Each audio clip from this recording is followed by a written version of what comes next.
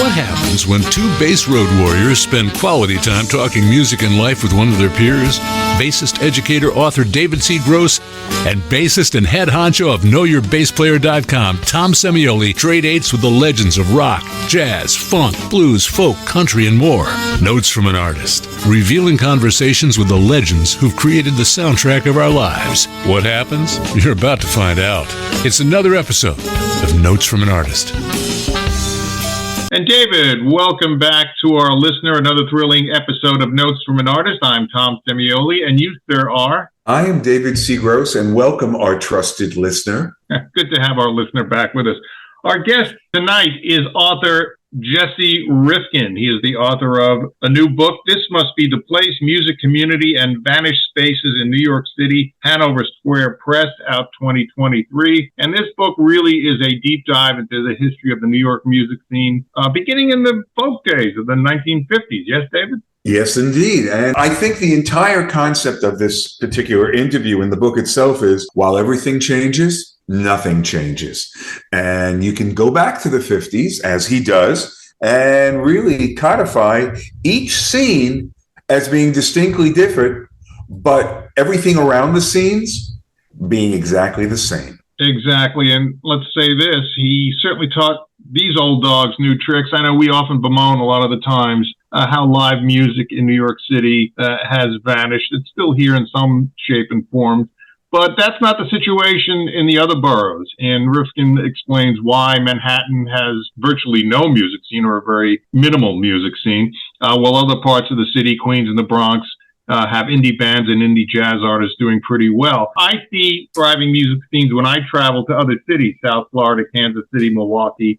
But Jesse still maintains that there are scenes here, albeit very small. So kudos to him on that. Well, there was one thing that I did want to bring up as I was editing our show. One of the things that really irritates me is twofold. One, the fact that musicians are getting paid identically to what they were getting paid back then, which is obviously less money, or they're not getting paid at all. And one of Jesse's responses that, I didn't think about it at the time, but I'm thinking about it more now that, sometimes these new young scenesters are basically playing for free because they want to get out there. I understand that concept, except for one thing. Whether they're playing for free or passing the hat, the person in the bar who owns it is making money. Right. And to really utilize, at one point, I would call slave labor, to be able to keep your club open and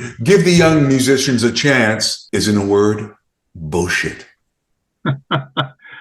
Amen, sir. And, obviously we know a lot of people in the book because, heck, we've been on the music scene for the last few decades. Exactly. So that was nice. Even letting us stay on the music scene even at this point in time. Even in this point, we are still welcome. He does criticize the Giuliani and Bloomberg administrations in the book, and we didn't go into that because we're not a political show.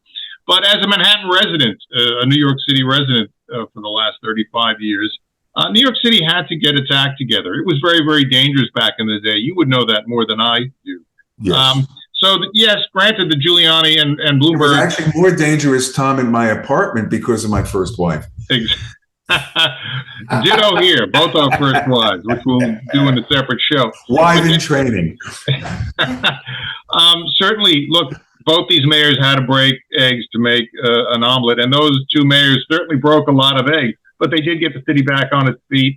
Unfortunately, those feet ain't dancing because there's not much music in New York City anymore, and it's against the law to actually dance to live music in New York City. Go figure that one out. Yes, he does make light of the fact that the music scenes sprout up in places where there's low rent and a lot of crime. So that's not perfect sense, right? But that's not New York City anymore. Hence, the New York City music scene has dried up. But he does go into what's happening in the boroughs, and it's a real exact history, and it's a reference book, really, in many ways. Various genres that came in and out of New York City. Absolutely. And folks, the new neighborhood, Ridgewood, Queens. Okay, that's where we're going to hang, David.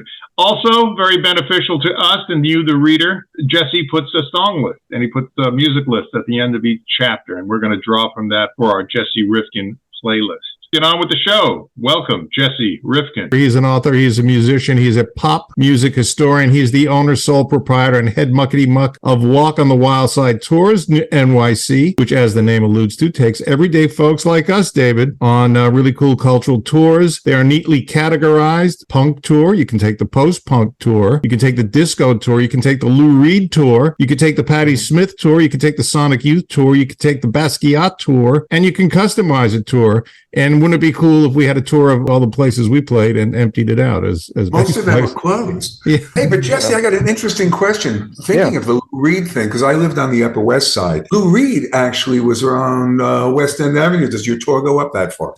No, I work pretty much exclusively in Lower Manhattan. And Lou, like so many New York residents, seem to just move constantly all over the city. So there's probably 20 or 30 different apartments that were Lou Reed's apartment at some point in time. But yeah, he was uptown for a while. Well, you must have gotten the one, I guess the Velvet Underground were on Orchard Street, right? Weren't they? Or Norfolk? Ludlow. Okay. Yeah, they were down on Ludlow, but Lou lived, I think actually one of the most interesting things is in the late 70s, early 80s, he was living above the Stonewall Inn. Oh, interesting. Yeah, it's a 2-floor building. The ground level is this legendary gay bar, and then the second floor was Lou Reed's apartment. Wow, how convenient. For a long time. Yeah, so I think it's...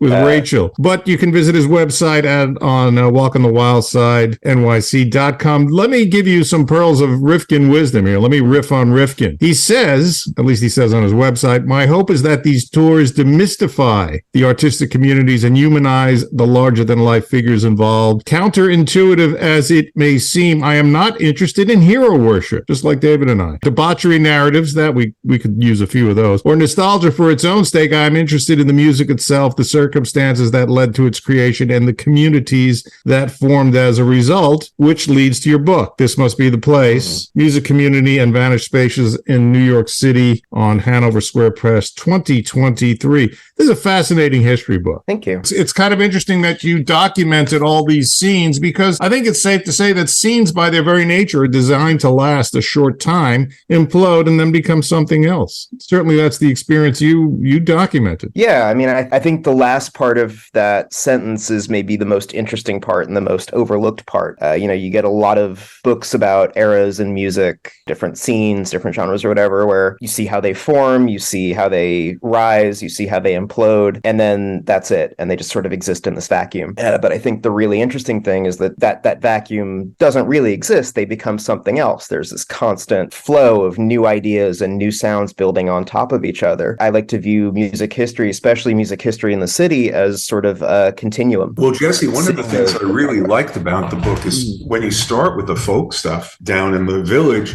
I was maybe 11 or 12, and I started going down to places like that when I was cutting prep school. And things like going to the Cafe Wa in the afternoon and seeing bands playing then. I could relate to every section of your book because I was alive in every section of your book.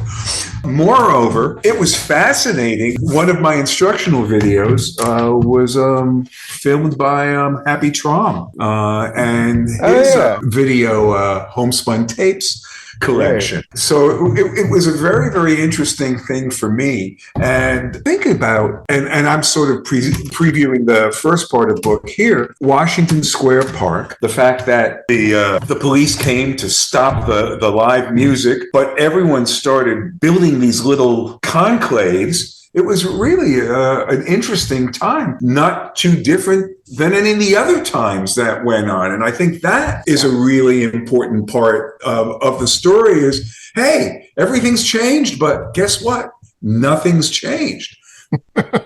Yeah, I mean, that was, I guess, kind of one of the operating motives behind writing this book, is just to show the flow of history, to show all the differences between these scenes, but also to show how it's just sort of the same thing keeps happening over and over again. And there are reasons for that. There are these factors that all sort of set scenes up for success or failure. And to the extent of talking about Washington Square Park and, you going there when you were underage, I think that accessibility is such a huge huge part of it, especially for young people. Right. And that's, you see it with the folk scene in Washington Square Park. You see it with like all ages hardcore matinees at CPGB. You see it with all ages shows in Brooklyn in the 2000s. It's just having a way for young people, especially, to approach this stuff and feel welcomed and feel capable of participating is just massive. Yeah. Well, you do mention in the book, and I'm glad you did, I'm jumping ahead a little bit here, is that it was really a sea change in the club scene in New York when the drinking age went from 18 to 21. That really, and I was a working musician at that time. I was over the age of 21, but I knew, I could go to CBGB's at 16 in 1976 because 18-year-olds were allowed in. And if you looked halfway like an 18-year-old, you got in the club. And that really, really had a tremendous effect on right. Well, it's not just that they raised the drinking age, it's that they then started, enforcing it. Yes, right. Well, that was it. Yeah. It became, I think, a lot harder. And a lot of people I spoke to from all these different genres and scenes who were working at that time all kind of pointed to that as this major sea change moment where suddenly it became a lot harder for clubs to survive. Suddenly audiences became a lot less dependable, maybe, and maybe a little less enthusiastic because they had less time and less energy. Yeah, I think one of the most important sea change moments in the history. You do mention, and this is very, very telling, that when you turn 30, around your 30s, your music tastes calcify, which is true. So you need to have that young blood constantly coming in. It's interesting how when one generation leaves, they always have a bit of bitterness towards the younger generation. It's just like my dad will tell you that Mickey Mantle was better than Reggie Jackson, and then kids in the 90s will tell you, oh, Derek Jeter was better than Aaron Judge, and et cetera, et cetera. Everybody's beholden to their own generation. But you point out that Alan Lomax, the great folk archivist, when the folkies were coming to Greenwich Village, he was afraid that they were going to obscure the real thing, and that, folkies such as Richie Havens, Bob Dylan, Carolyn Hester, Fred Neil, Simon and Garfunkel, as you mentioned, their roots were in doo-wop and early rock and roll. They were not traditional folkies. So the folk community was upset that these young upstarts were coming in. And now, 60 years later, we look at Dylan and Richie Havens as traditional folkies. Yeah. No, the very meaning of the genre changed tremendously. It became just anybody with an acoustic guitar. Right. Rather than being the folk tradition, these songs that were handed down. But even when you say that, Jesse, the folk tradition, what's that? It's sort of like, jazz improvisation. Right. I mean, it's funny, too, because you get this thing when the Harry Smith anthology of American folk music came out with, Harry Smith was a record collector and he was an archivist, but he wasn't a historian in the traditional sense. And so Harry organized all of this music that he had, a lot of bluegrass records and blues records and child ballads and all these things. He presented them thematically rather than by genre or by era, and it all just became folded in together as folk music. And a lot of people who discovered all that old music discovered it through the Harry Smith anthology as one monolithic thing. And what's so funny about that, Jesse, is that there's now a book that just came out that John Zved called It's fantastic. Harry Smith Scholar. Well, it's Harry Smith Cosmic Scholar, and Cosmic, I think, is the real opera. Sorry. Well, that's because he also wrote the book Space is the Place, so you had to stay in that cosmic realm. Right. Well, we're trying to get John on the show, by the way. Yeah. Yeah, you should. He's brilliant. Well, as you say, more things change, more they stay the same. And whereas the folk scene was seen as such a liberal bastion, in truth, it was the boys' club. Men got all the best gigs, as you pointed out. And if you read Susie Rotolo's book, she talks about how she was known as Bob's chick. Right. So-called liberal folkies. And of course, Dylan pined for her when she went to Europe to study art. And that's where he wrote all his best songs. But it's interesting, as you document, that once Dylan became famous, it crushed the scene because everybody started flocking to Greenwich Village with an acoustic guitar. Exactly. Yeah. Before Dylan, this was a very niche thing. Right.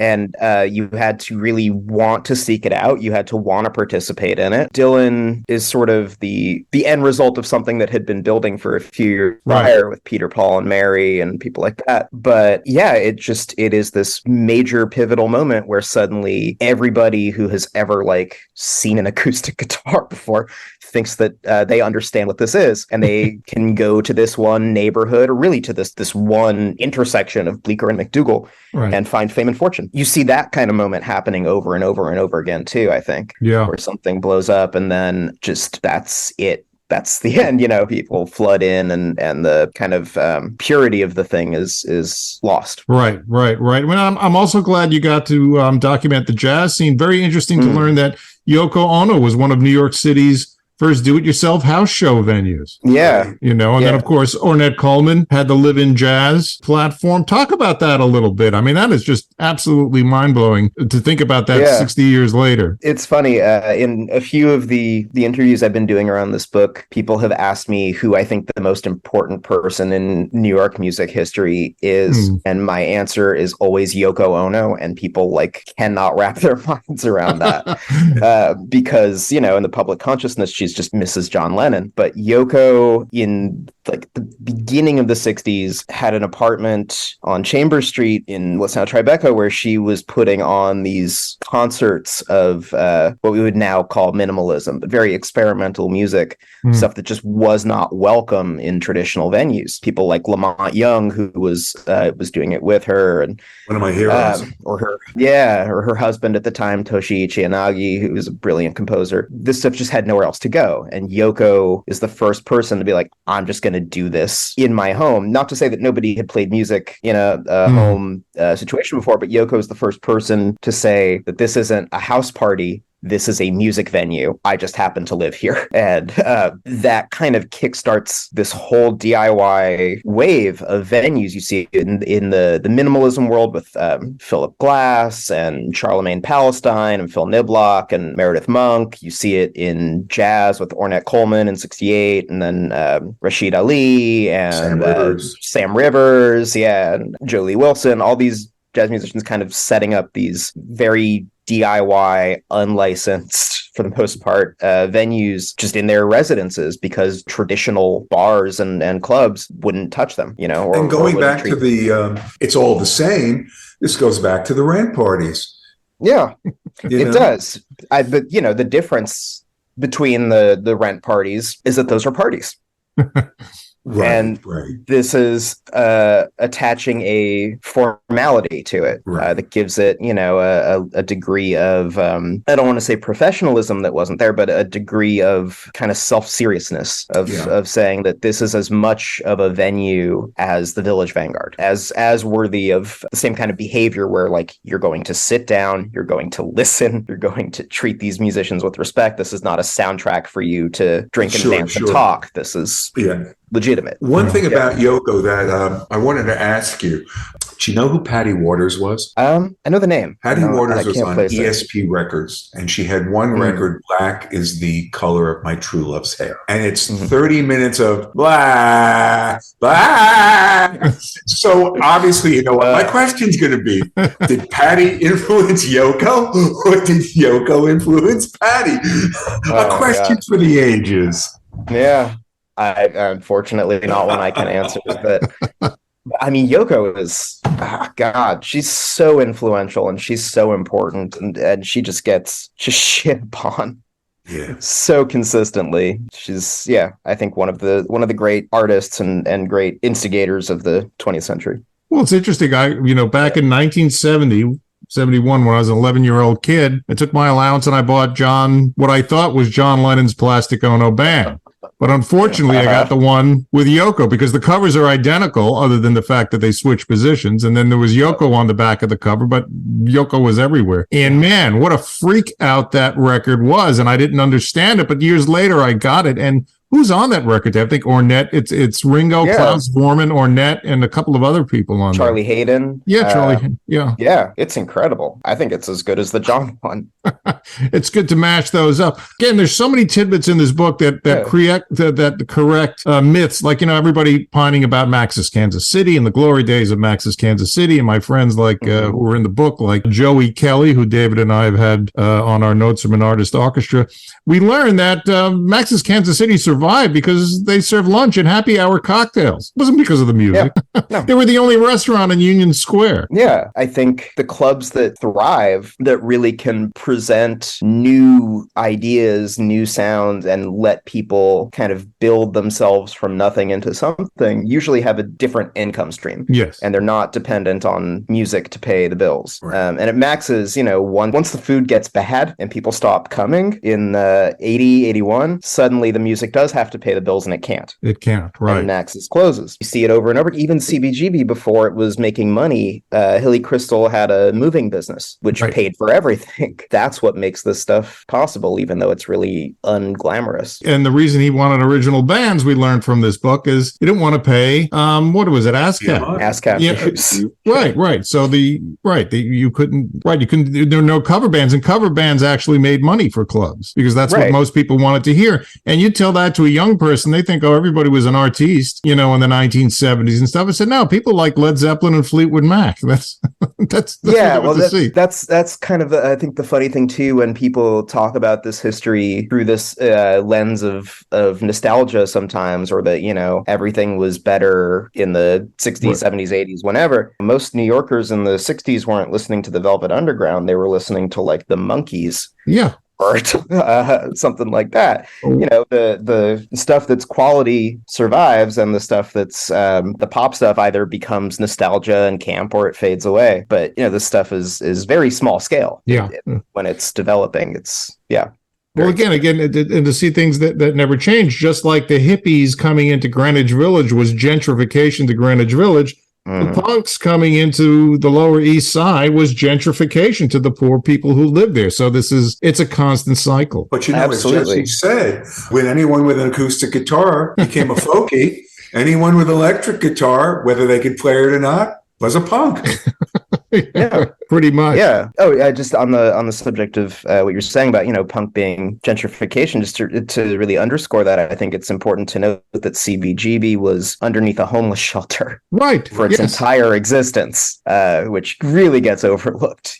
So even at its peak, when you've got Ramones and Blondie and all these incredible bands playing there, they are playing beneath a bunch of unhoused people who are trying to get a good night's sleep and are not. Right. And David insists I tell you my CBGB story. Yeah, you have to tell this story. Yeah, okay, I'm 19 years old. I'm a kid from the mean streets of Long Island, and I have a gig my band has a gig at CBGB's, which was a horror show getting to the Bowery in 1979. People don't realize. I walk down that street now, and I can't believe where I am. And there was a dead body with a sheet over it at the entrance of the CBGB's because somebody, the flop house, they jumped out the window and there was a sheet covering it, and the cop was there, and I was like, and he says, oh, just step over the body, just step over it. And that was my Jesse, first the question that I always bring up after he tells this wonderful story of walking over the dead person, was it while you were walking out of the club after your show? There was no.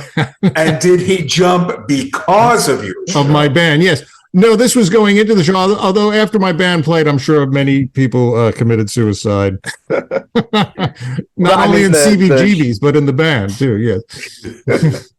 The Palace Hotel, which was above CBGB, they also used to somehow, or sometimes rather, throw people out the window. Yeah, when they couldn't pay the couple dollars or whatever for the junkies, right? Yeah, so see that, David? They'll never get paid at that point. Yeah. But also interesting, you mentioned the disco era, and Robert Fripp, I think you quote him saying it wasn't screwing the system, it was ignoring it. And it's great that you pointed out that the scene was not as cheesy as it is unfortunately documented in the mainstream media, like Disco Duck and stuff like that. Disco era was a lot of experimental, dub and reggae came into the lexicon. Disco was a really, really important part of New York City's musical history, and you could dance to it, David. Absolutely. I think it's disco, maybe a little less now, but it really gets so reduced to like John Travolta in the white suit, which is so wrong for so many reasons.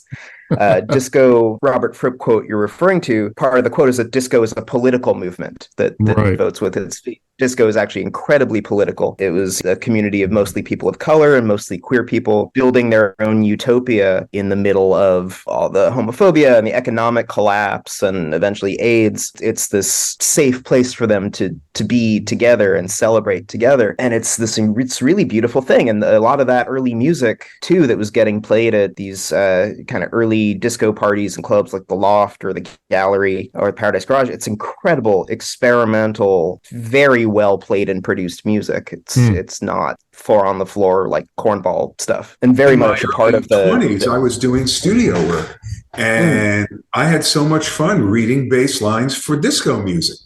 It was really a bass player's. Oh, we love it. Yes. Oh, absolutely.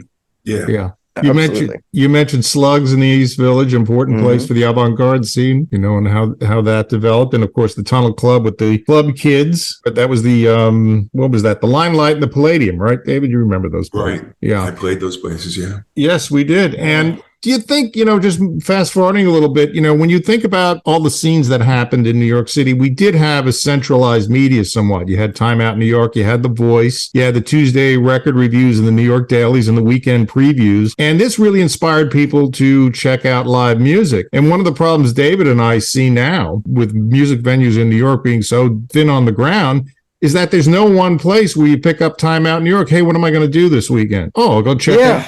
I'll go to Slugs. I'll go to the Sidewalk Cafe. I'll do this. I'll do that.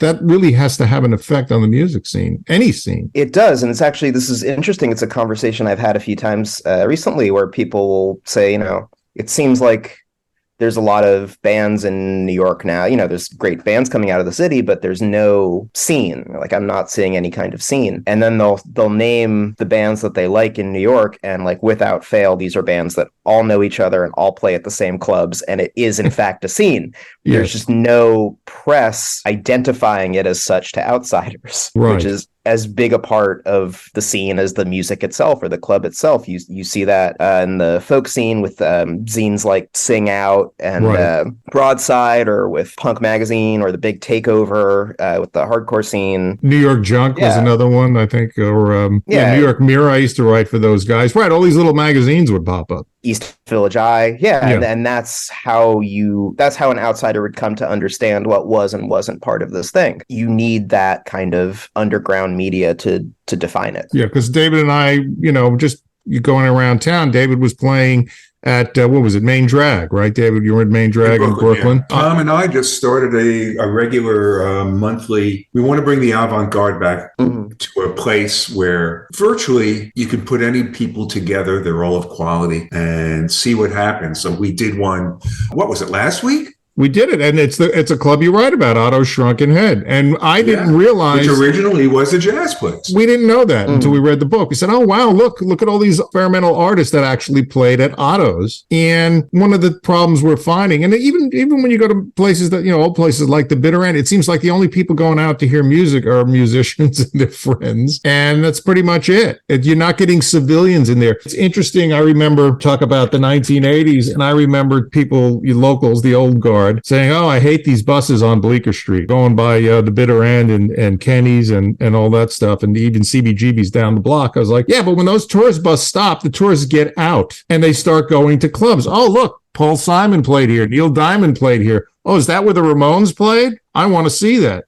So that was a very, very important part of it. The tourist board worked very closely, Greenwich Village and the club owners, and they brought people on a Monday night. You could play to a full house. Yeah, although, I mean, by the point that tourists are flooding into Greenwich Village, the scene arguably is on the downside. Yeah. I think it's hard to make these sorts of generalizations about scenes and about the state of music in the city and who's going out to what, because the city is so massive and there are so many scenes and it's such an enormous ecosystem that for things that are being made by and appealing to people in their, let's say, early 20s, right, those clubs are packed. Those people have a lot of time on their hands. They have some disposable income. Mm-hmm. They're willing to put up with, a lot of things that are really annoying that a lot of people eventually become unwilling to put up with.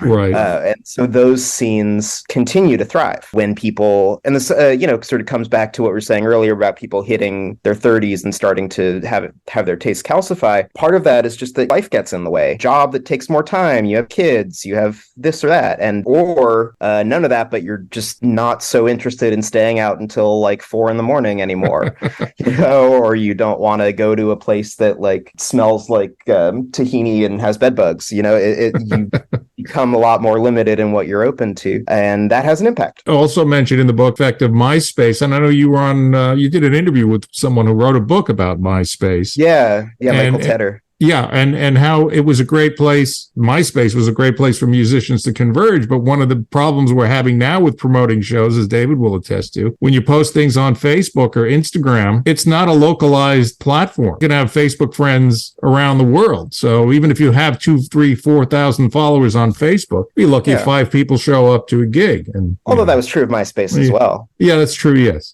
I mean, MySpace, I think, is interesting and kind of ties into what we're talking about, because with the advent of social media and, even sort of music friendly social media, it becomes a lot easier for musicians to find people who are doing the same thing they're doing. I remember this from my time playing in the mid-aughts, early aughts. You could immediately find, like, I would book whole tours on MySpace because I could find bands in every city that were doing the same thing I was doing. The flip side of that is that you don't then have to make do with whatever is in your neighborhood, and the scenes get a lot more separate from each other. People become a lot less open to different sorts of influences because they're all just kind of regurgitating the same idea back and forth. You don't get that same kind of cross-pollination that you maybe would have gotten at a place like the Knitting Factory, booking free jazz and indie rock and minimalism and all this stuff, and everybody's just hanging out there because that's where they would hang out. It was such an important, the Knitting Factory was such an important club. Back in my journalist days, yes, you'd review a jazz artist and an indie rock artist on the same night. Almost kind of the aesthetic that the Fillmore had when they would put Miles opening up, from Steve Miller. Believe it or not, I played there 1 year. I must have been there 200 days on different floors, whether I was upstairs someone or whether I was curating something in that back bar or in the other room. It was just a wonderful thing. And we don't have that anymore, really. As curmudgeonly as I may become. Well, you're over 30, so you're entitled. Well, what's interesting about that is I have a 19-year-old daughter who goes to Pratt. I expected that my wife was going to be the more easygoing parent when she went to college. Yeah. But I remember last week saying, Nancy, don't you remember when you used to stay out to 4 or 5 in the morning? And I get the classic answer, yes, but that was different. And I want to say, hey, read Jesse's book. If you really think it's different after you read the book, I'll do something about it. But it's no different. It's not. It's no different. David, the shithole of before is the shithole of today. Listen, David, we're up at 4 a.m. It's just to go to the bathroom. So we're still up at 4 a.m. Well, I don't know if I'm up, but but looking at a post-COVID New York, I mean, it's one of the things that supported the art world was the business world. Obviously, I remember I grew up on Long Island. My mother had a hair salon, and every year she would come to the Greenwich Village Art Festival, and she had this Sally Cooper-Schmidt was this artist she loved, and she paid $300 or $400 for a painting, which in 1975 probably paid her rent in the East Village for 2 or 3 months. Yeah. But people had to be here because New York was a business center, Wall Street, Uptown, and things like that. Now with a post-COVID world, with people working more and more remotely, the money is leaving New York. Goldman Sachs is now headquartered in Florida. Yeah. Wall Street is emptying out. You see Friday nights aren't Friday nights in New York City anymore because people don't have a 5-day work week anymore. How this is going to affect the economy of the city is profound. I mean, you see now a lot of the evergreen businesses are gone. You don't see dry cleaners anymore because people aren't going to work every day. The bodegas are gone. Try and get a bottled water. They're all replaced by gummy shops. No. Where is the money that's going to support the artists? Where are these people coming from uptown, from Wall Street to hang out in a club in New York? Friday nights in New York I think are to some degree still Friday nights in New York because like they've always been, it's mostly people from New Jersey and Long Island coming in. But the neighborhoods certainly have changed. And the city, I think, very palpably right now is in a transitional phase. And what it's transitioning to is sort of unclear. Because especially with all these office buildings basically just being empty and all these corporate rents coming up for renewal and not being renewed, you have areas like Midtown or Fidei that are just ghost towns now. They're just so weird. But the interesting potential, I think, there's, sort of going back through all this music history is like Soho was factories at one point, and all those factories closed and all those buildings were empty. And then all these artists and musicians start squatting in them. These are not buildings that are zoned or are up to code for living in, but people are doing it anyway. Right, you mentioned that in the book. They start putting on shows in these buildings. And I think there's no reason to think that won't happen in empty office buildings. It's interesting you say that, because when I worked in television, we did a story about how Detroit had bottomed out. Obviously, right? The auto business tanked, right? Everything went to overseas and things. And Detroit artists such as Kid Rock was among them, that were taking old tires and making handbags and jeans out of them. There were other artists that were repurposing plastic and making homes and structures out of plastic. And of course, you could go and buy a house in Detroit for $600. The problem was there was no money there. You had Woodland Hills, which is an affluent suburb, and they would come in and maybe buy a few handbags, but it wasn't enough to sustain any type of artistic community, because record labels moved there when there were record labels, and people set up studios because there was space, just like they had done in Soho back in the time you're talking about. But you can always say, well, we can have organic farming, we can do a lot of other things, but if there's no one there to buy the product, that's the caveat there.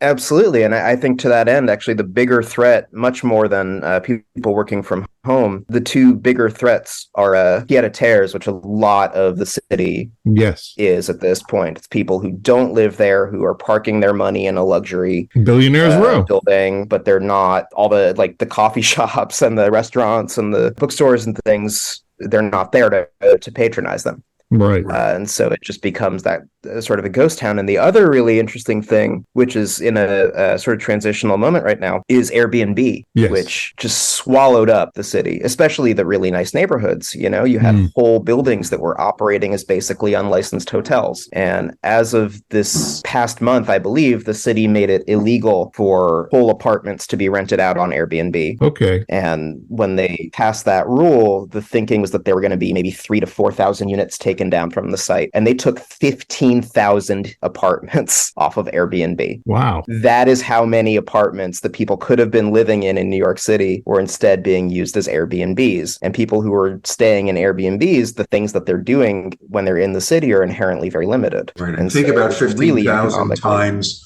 whatever it takes for a person to live on per day.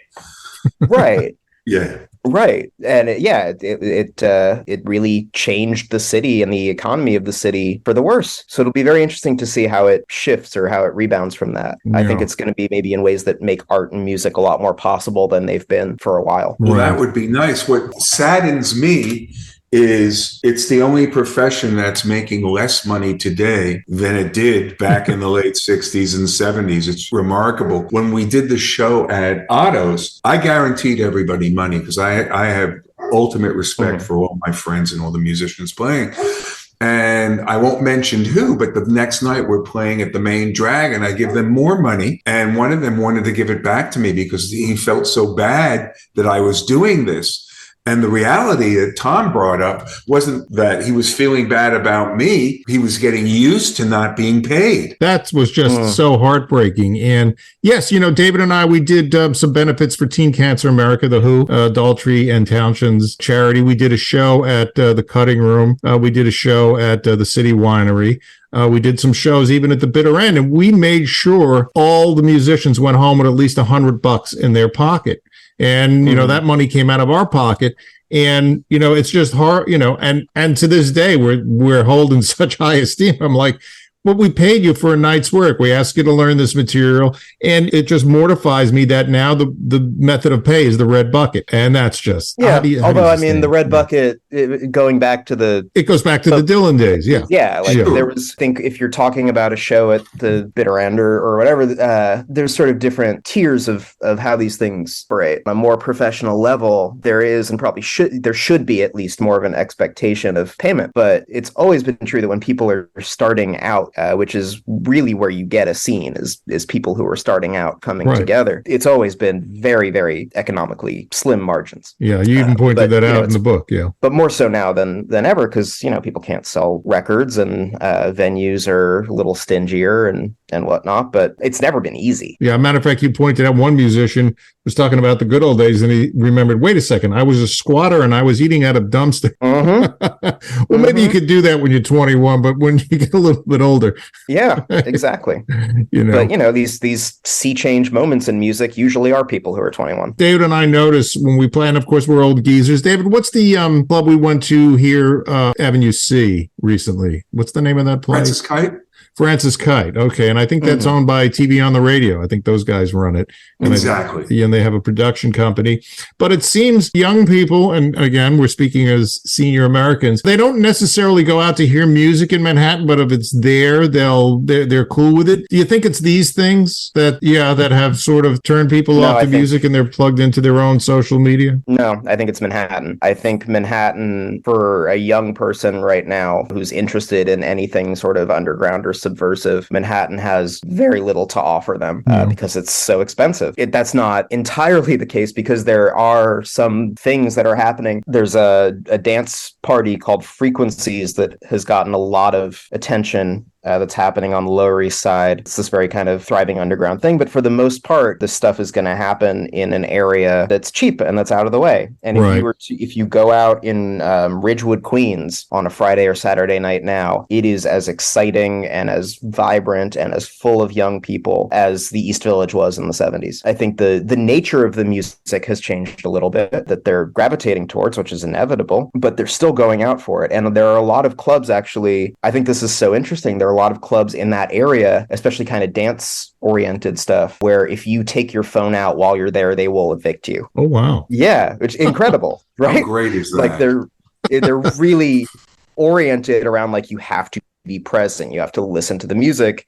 And people also, need to feel like they can be free and experiment and express themselves without being documented. I think that's really, really interesting and incredible. And people go for it. And these clubs are packed. Well, that's great to know. David's wife, Nancy, just did a 3-day event at New Blue. And it was celebrating the art of the East Village. And she did it 3 nights consecutively. And David played there with the Orcalis. We had a couple of downtown. We had Deso, right? The Latin band was playing there. Right. A couple of the... a lot of artists and photographers. Yeah. Right, Passion, some of the folks who were left over from the sidewalk in the 90s. And what this was it really was a multimedia event because she also had poetry readings, she had films showing, she had a fashion show. And I thought this is probably not only the present, but the future of scenes, and that it's not going to just be music. It's going to be a multimedia event with video, music, fashion, and other things. It's not going to be just solely people sitting around, folk singers putting nickels in the bucket. Yeah, although, I mean, there's a lot of precedent for that, too. At Sidewalk Cafe, which you mentioned, which is the anti-folk hub in the 90s and 2000s, they would have poets, they would have comedians. Even the folk clubs in the 60s would have comedians and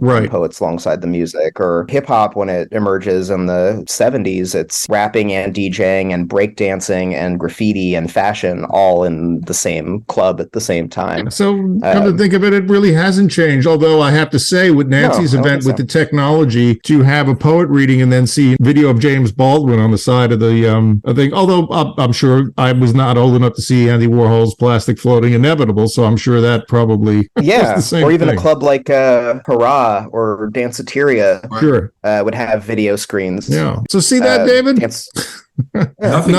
Everything's changed and nothing's changed. I mean, Danceteria had a video lounge, right? Yes, a room where you could just go and watch TV. That's right. It's always the technology changes, the sound changes, but the experiences I don't think really do. You're absolutely right. See that, David? I shouldn't have been doing cocaine in the bathroom. I should have been out watching. Well, it's not an either or bathroom, so it was kind of cool. It was the ladies' room. Well, I was coked out. What did I know? But anyway. Well, let's get back to the book. That's one of the reasons we're here. Yes, it's interesting that you did also document the anti-folk scene, which I found kind of amateurish at one point. I know I had to go interview the Moldy Peaches, and they were dressed up as teddy bears, and I'm like, what's going on here? And then I remember Reverend Jen, which you write about. Yeah. And I remember they put Reverend Jen on the cover of Time Out New York. Only thing is they used the model. They didn't use the real Reverend Jen. She was the one with the elf ears, right? The Spock ears, and running around. And it did attract people from uptown, people from Wall Street. You saw Brooks Brothers suit all of a sudden in those places. And again, it goes back to they probably saw the cover of Time Out New York and said, hey, let's check out this chick with the Spock ears. And, they were turned on to something new. And it's unfortunate, though, that we can't reach that audience anymore. But then Wall Street's not there anymore either. So it is in its period of transition now, the city. Yeah. You're right. But people do find really things. Good thing. Yeah, people can find I think so. Well, it's a fabulous book. I recommend it, David. This Must Be the Place, Music Community in Vanished Spaces in New York City. Can you possibly write another one in 20 years? Can you update it? Yeah, I mean, there's going to be more to say. There's going to be more that's happened. How's the reaction to the book been? It's been great. Yeah. It's funny. It's been funny for me coming from a background of playing music for as long as I did, where, every event I'm just like afraid of 5 people showing up and nobody buying any merch. And instead, it's just all the events have been packed. Books are selling really consistently, and the reception's been great. Anyways, keep rocking, Jess. We'll let you know when this airs. We'll send you the link when it's on social media, and you can. Please do. All right, thanks for being a guest, man. Thank you so much for having me. All righty, take care. This was fun. Well, David, that wraps up our conversation with Jesse Rifkin. It does. All right, don't get too excited. You know something? Of all the people I know, you are one of them. And a succinct ending to a beautiful interview could not have been any better. To our listener, that was David. David was just jaw dropped. He was gobsmacked. He was so stunned by his own interview that he was speechless, which is very rare for David C. Gross. But thank you for listening. And if you are listening on our podcast, and I hope you are listening to it on Apple, Amazon, Buzzsprout, Spotify, and wherever podcasts are potted. If you prefer to listen to us live, you can hear us on www.cygnusradio.com. That's where we are, 8 p.m. Eastern Standard Time every Monday night. Why don't you subscribe to us on YouTube? Why don't you subscribe to us on any of those aforementioned podcast platforms? Aforementioned? Wow. Big college word. That's even bigger than delicatessen.